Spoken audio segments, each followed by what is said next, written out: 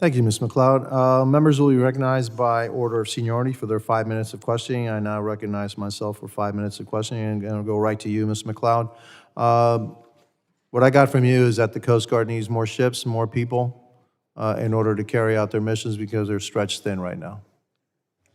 Pretty much? Yes, the Coast Guard has a history of making do. There are acquisition programs that are in place, but as I mentioned, those are currently delayed. There are workforce shortages across the Coast Guard, and although they met their recruiting goals, there remains a workforce shortage. Thank you. Admiral Shami, the reconciliation bill has how much more for the Coast Guard that will help, I guess, in this endeavor, try to give the Coast Guard the resources and the personnel it needs to carry out its mission? Yes, sir. We're grateful for the $21.2 billion in the House passed reconciliation, sir. And you're confident that with that and also the reconfiguring, reimagining of the Coast Guard, that the Coast Guard will be better able to carry out its mission in the future? Yes, sir. A combination of the reconciliation plus an increase in annual top line.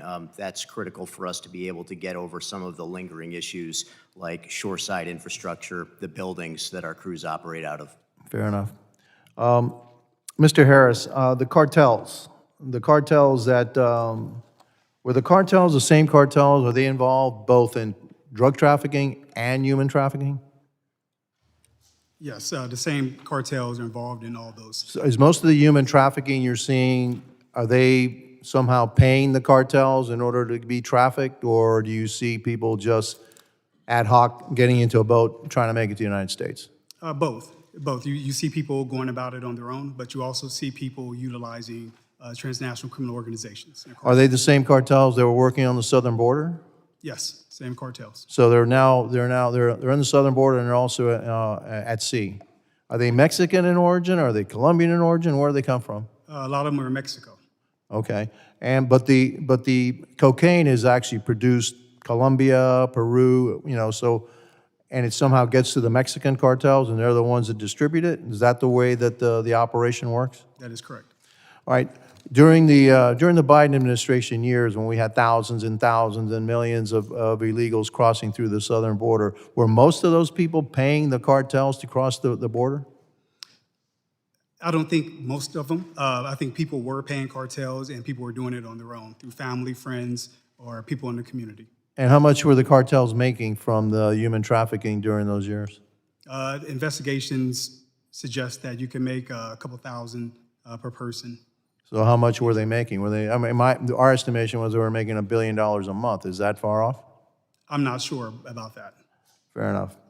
Okay, so let's go now to China and the precursor drugs or chemicals for fentanyl.